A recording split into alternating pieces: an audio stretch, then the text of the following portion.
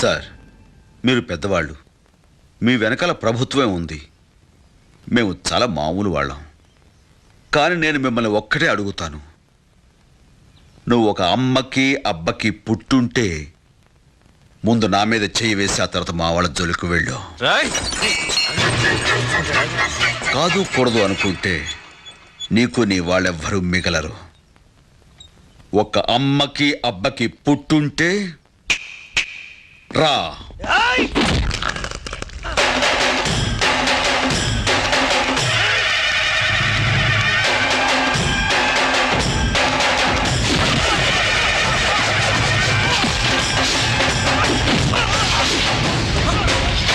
Minister, నీలోనే కాదు నాలోనూ ఇద్దరున్నారు.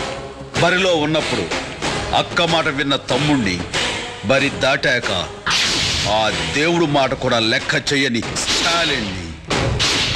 Take care.